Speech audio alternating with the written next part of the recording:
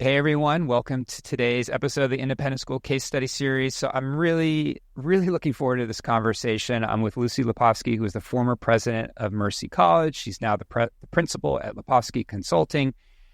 I got to know Lucie through somebody in independent schools who had implemented a tuition reset. And when I asked that person, like, who should I talk to learn more about this topic? They're like, you got to talk to Lucie. She's like the guru when it comes to tuition resets. And it's just a topic that I'm increasingly interested in for a lot of reasons. And I'm excited to break it down today, really looking at it more probably through a higher ed lens than a K-12 lens. But, we'll do a little bit of connection along the way. And with that, Lucie, welcome to the podcast. Thank you, Peter. Appreciate it. Hey, so I did a little bit of an intro here, but I think, the audience will be much better served if you talk a little bit about, your work and your history in higher ed and how that relates to the conversation today. Sure. Thank you. So I'm an economist by training, and I was an economist who wanted to write her dissertation about the elasticity of higher ed. So for whatever reason, I have always been intrigued by how price and your decision of where to go has influenced you. But I couldn't find an advisor who agreed with me and wanted to do it. So I just was cleaning out my basement and found all of my dissertation notes, which were amazing. But I went on and I was the CFO at Goucher College and then the president of Mercy College. And when I stepped down from being president back in 2004, I was a young president. I started consulting, and my consulting business had started out with strategic work with schools and colleges. But I'd also, starting in 1990, with a few other CFOs in higher ed, started doing a annual survey on tuition discounting in higher education. And we published it every year, and still is published every year in the NACUBO, National Association of College and University Business Officers magazine, once a year, where we were intrigued by what we called discounting. And fascinatingly, a couple of years, the organization wouldn't let us call it discounting. They made us call it financial aid because discounting just sounded like a dirty term. But finally, everyone's agreed to it. But back in 90, it was 25%. And today, the last numbers just reached 56% in higher ed for new freshmen. So it's gotten way out of control from my perspective. And very significant numbers of school discount all of their students. Yeah. Yeah, as somebody who's going through the process right now, we've got a rising senior. You look at the sticker prices and you're like, oh my Lord. Like, it makes you, takes your breath away in terms of what a 4-year degree is going to cost. But let's take a second here, and I want to define something. So, there's, I don't know if this is true in higher ed or not, but I think in K-12, I've heard this a lot, that there's a lot of pushback when somebody says, is resetting your tuition a good strategy, right? I would love for us to just define, from your perspective, how would you define what a tuition reset is? A tuition reset is lowering your tuition. It's resetting it closer to what you're actually receiving from students. Why do you think it has that bad reputation? Because there's an assumption by many that price and quality go together. So if you were to reset, quote, lower your tuition, then perhaps you're lowering your quality or you're cheapening your product. When what you're doing is you're discounting your product, but doing it more, less overtly. Yeah. But so this is where I get confused, right? So people are, there's this perception that you're lowering your quality if you reset your tuition, and if I stumble and say discount versus reset, I think for some reason those two words get mixed to me. But anyway, because discounting is where you have a high price and then you discount off it. I mean, I have actually facetiously said to some of my clients, "Why don't we just send out scratch and sniff cards? And if you scratch it off and you get 20%, that's your discount. If you get 50%." The way stores do. And a reset is where you actually publish a lower price. I totally agree. But if we're discounting, we're kind of getting to that reset. Yeah. We're just not being open about it. And I don't know, historically, from an industry standpoint, what's are there negative connotations connected to discounting? Like, what is the impact on families that are going through the process in higher ed? From my perspective, a lot of stress. Because first of all, there are many families that won't apply to a school because they're put off by the price.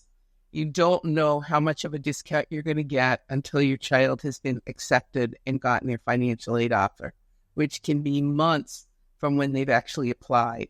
And so they are hanging out there, and they put their heart and soul and a lot of emotion into where I want to go. Usually visited a school and gotten, decided this is where I want to go. And then a parent at the end of the process might have to say, we just don't feel comfortable paying for it because very few of the schools are able to meet full need. Most are what we call need blind. They'll accept anyone, but only the wealthiest schools in our country meet full need, both at the K-12 and at the higher ed level.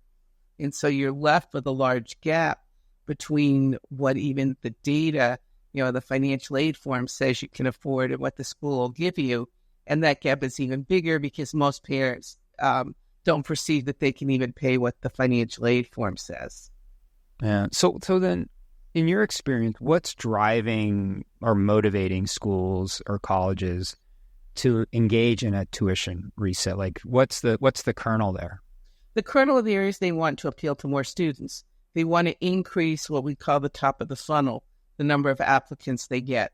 Most schools, their major competitors are the public institutions, which have significantly lower published prices. So many parents will tell their students they can only apply to a public institution because they feel comfortable they could pay that price. Whereas with the private college, they know they can't pay that price, but they have no idea how much lower the price will actually end up being. Yeah, that makes a lot of sense to me because the way I think about it, and I'll just pull some numbers out of the air. I know it's, tuitions are different all across the country and all the things, but like if you have a $50,000 tuition, and let's use higher ed for an example. If you have a $50,000 tuition and you're discounting by 56%, you're probably getting what, like $23,000, $24,000 a year. So, as a former like product marketer, somebody who like had to do a lot of time sizing markets and understanding addressable markets, I think about, well, what is the addressable market at the $50,000 tuition point versus the addressable market at the $24,000 price point? Like I would think the $24,000 price point is significantly larger, but yet there's this hesitancy to go down that path. And is it solely because of value, or are there other like financial considerations that I'm not thinking about? Well, value is one of them, or perceived value. The other one is there's a whole industry of financial aid leveraging people out there who tell you how much to discount off your price to get the students you want. Well, as you lower the price closer to your net, you have much less margin to discount. We are a society that likes things discounted. And so even if you reduce your price or do your price reset, I still advise most of my clients to leave some room to be able to give everyone some scholarship. And many schools also want to be able to provide some more additional aid to students who are very low income so that they can actually provide access. So, if you were the 50,000 and your discount rate were something over 50%, so your net price was say 23,000, most schools won't cut down to that net because that wouldn't leave you anything to give away. And so you're likely to go to a price of 30 or 35,000. And then you've got that delta of 8 or 15,000 that you can still give, differentially award to different students. And so some could pay lower than your average net and some more than your average net price. What initiates these conversations at schools? Is it typically a financial one? Is it a strategic one, or a combination of the both? Like, do you see any kind of trends around when a school decides to go down the reset path? Well, the most common is when a school is having enrollment problems. And enrollment problems have to do with too few students enrolled, which comes from too few applicants and too low a yield rate, too few of those applicants you accepting you. And so the yield is a challenging strategy that moves quite slowly in terms of how you persuade more of those you accept to come. So most schools feel easier and faster route would be to increase your applicant pool so that you have a higher number, higher volume of which to yield. Even if your yield stays constant, you will get more money. You can grow your numbers. Have you found this strategy to be effective? Yeah, almost every school has done it that I've worked with and that I've looked at has increased their applicant pool, usually quite significantly. And how have they maintained those applicant pool levels over time? Because that's some feedback that I've heard is that like you get that initial bump and then it starts to dwindle over time. Well, I think a couple of things happen. I think the data often shows that, but as your applicant pool grows tremendously, you know where it's coming from. So many people will start fine tuning it and buy more targeted lists and buy fewer names. So you yourself are reducing your potential number of applicants because you now know which group you're getting and how well they're yielding for you as you've gotten this larger group to start with. Yeah. I've interviewed, I don't know, half a dozen or so schools that have engaged in tuition reset, some successful, some not. What I took from it is that just resetting your tuition isn't enough, that you have to amplify value in multiple ways in order to fight this idea that maybe you're a less value, that you're offering, your value prop is dropping because you're lowering the price. Is there something to that? Like if you're going to go through a tuition reset, should you be thinking about accentuating current products, current programs, launching new programs? I don't know. I'd love to get your take on that. I think with any school, whether you're doing a reset or you're just, charging your tuition the next year. I know when I was president each year, I had to write the letter that said we are increasing price. And I would have to put in it, why am I increasing price? What am I giving you, beyond inflation, that's going to increase the value and make you want to pay or make you continue to pay and to pay a higher price. So people choose their school by value. They're very interested in what's the return on their investment that they're going to get. And when you have these very high prices, it's harder, to understand and to see. And when, if you're going to pay $250,000, or you think you're going to over 4 years, then your perception of what your income is going to have to be is much higher than if you were at half of that. So when you're running tuition reset consulting, or when you're consulting with schools around tuition reset, are you thinking about not just lowering the price, but are you also looking at the expense side as well? Usually not. That's usually a different consult. There is no doubt I'm more likely to be speaking with the school not only about reducing their tuition, but looking at other revenue sources or other products.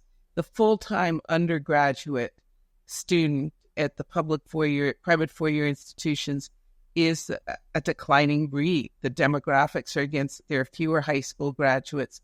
The college going rates of high school graduates has declined in the demographics. So there's a confluence of factors that leads to a lowering of the numbers of students going to college.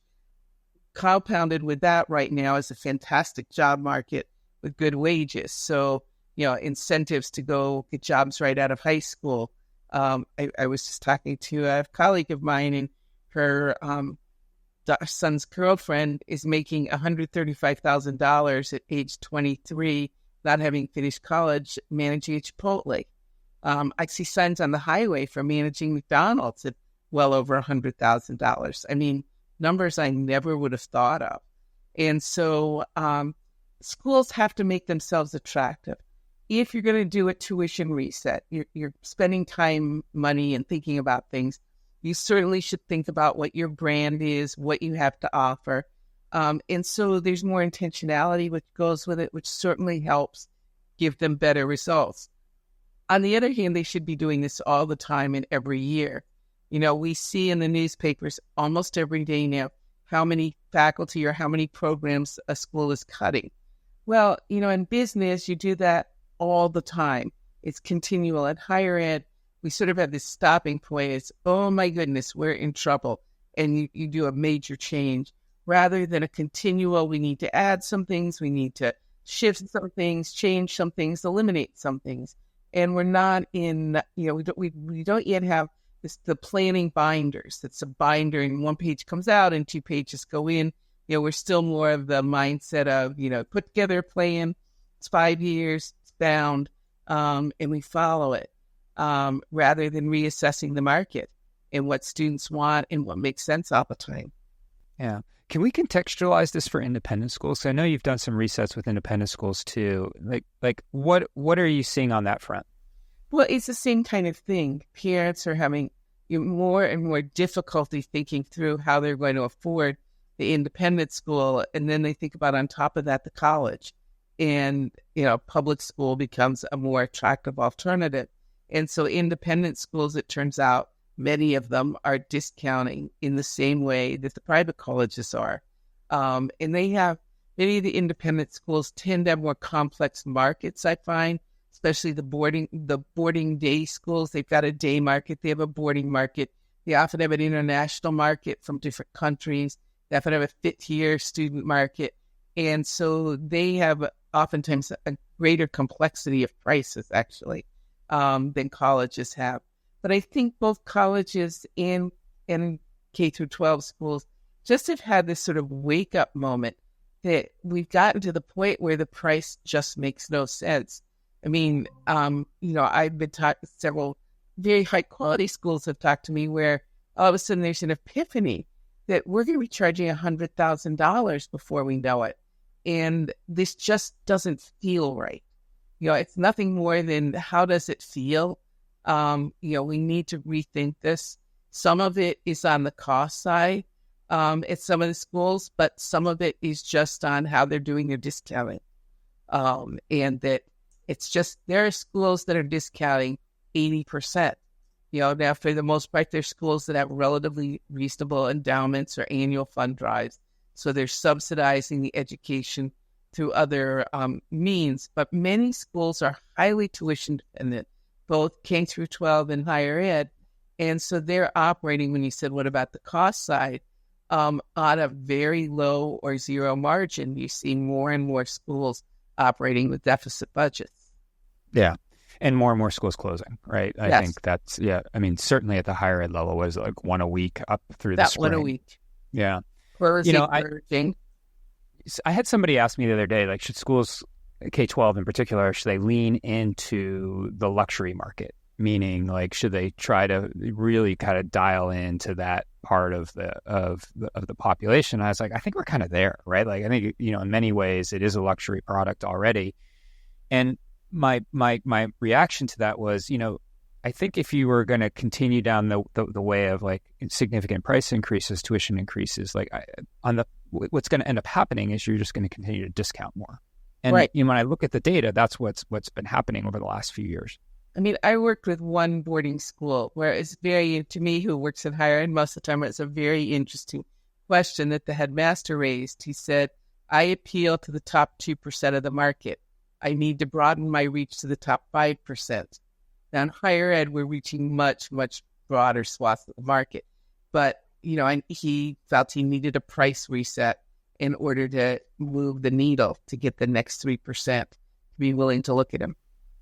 It makes a lot of sense to me from the sheer perspective of volume, right? Like, there are 56 million students, K-12 students in the United States. 750,000 or so go to NAIS member schools, National Association of Independent Schools. And then there's another like 3 or 4 million that go to other tuition charging schools, Catholic schools, Christian schools, what have you. So we're leaving almost 52 million kids out of our market. And like I said before, creating like a really robust addressable market is critical to being successful long term. Like, you just have to create the demand. I agree.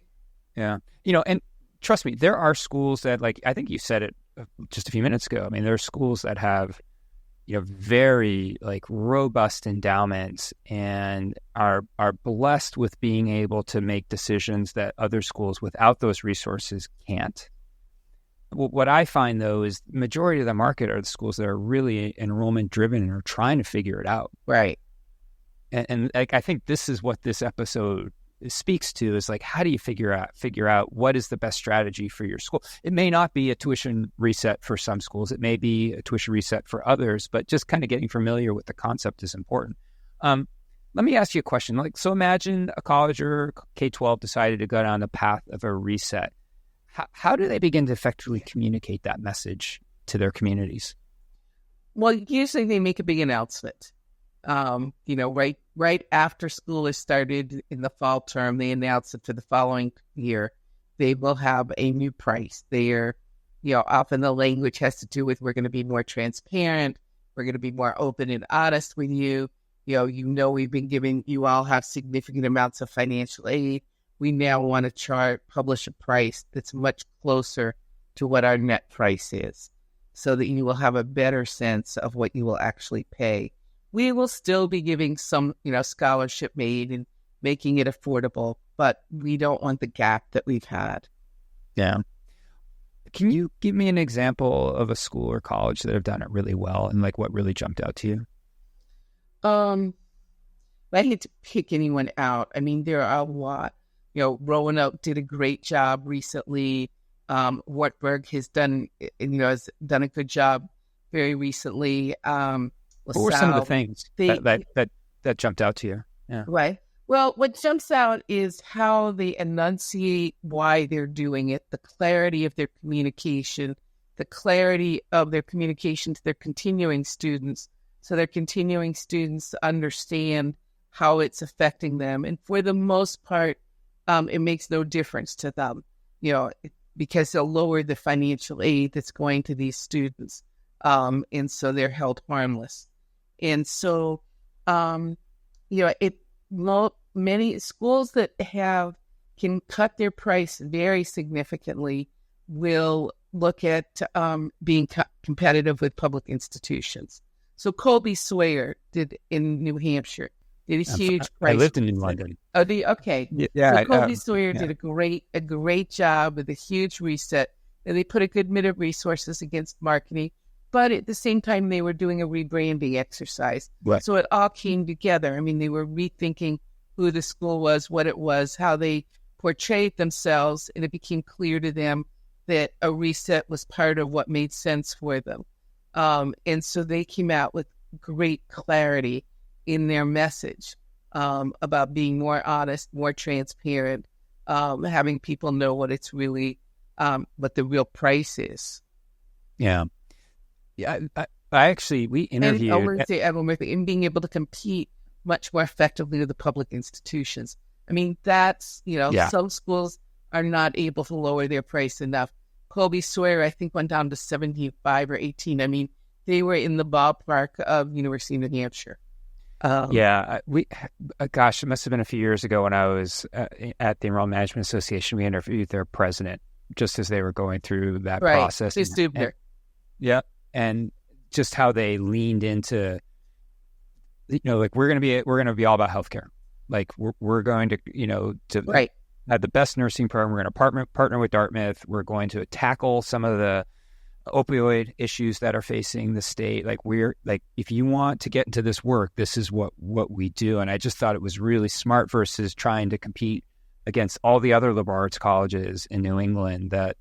It's just a very kind of competitive market and tough to stand out. Right. The more you can differentiate yourself and have a defined mission. And for many, a couple of years ago, they liked being first movers. For Colby Sawyer, they were among the first movers in New Hampshire. Yeah. Yeah. Hey, so if you were going to go through the reset, and I want to be clear, like, if your enrollment is through the roof and you've got incredible demand, this is probably not the strategy for you. Like, right? Like, I wouldn't think you go down this path. But if you are like finding that this is becoming a challenge, that price is a roadblock and all the things, this may be something that you think about. If somebody's listening to this and they're like, yeah, I'm kind of vibing with this, like, but what's the downside, right? Like, I imagine that there are challenges and risks associated with a reset. Like, what do you see and how do schools mitigate it? The biggest risk I find actually is how to do their financial aid leveraging once they've changed the price, because they don't have historical data to show them what their yield rates are going to be at a lower price with a lot smaller amount to give away. Yeah. Well, and then on the flip side of that, if you do a reset, and like, what are some of the metrics that you should be following? Clearly, like top of the funnel is something, your yield. Like, what would you recommend in a school track? Well, they should track the same numbers that they're always tracking in their admissions funnel: the applicant pool, the number of applicants that they accept, their acceptance rate, and their yield rate. That reset theoretically only works on the applicant pool on the top of the funnel. But having said that, getting more people on the top of the funnel, they have more to work with in terms of the yield. Many schools who have done a reset actually find not what they expect, but that their enrollment pool grows in their middle income, because the low income students never thought they could afford it. So those who have applied, whatever the price, had good counseling and knew they were going to get a lot of aid. The very top of the fund, the very upper income, either knew they could afford it, so it didn't matter. But there's a bunch of them that are unwilling to pay. There's a lot of students able to pay but unwilling. So you could often grow that part. But it's that middle that's worried that they'll get in and not be able to get an award that is big enough for they and their families to make it affordable, who are only looking at the public institutions. And that's the group that you often will attract in higher numbers. Yeah. And, it got me thinking, especially as you brought up that Colby Sawyer example, it doesn't feel to me like a tuition reset would be kind of an outlier initiative. That it would probably be baked into a broader strategic vision, set of outcomes that the school's looking to achieve. Is that fair? Or do you see it as kind of a standalone thing? No, I never tell them that it's a panacea to be done by itself. It has to be part of what the mission is, what they're trying to become, what their brand is, who they are, what their value is.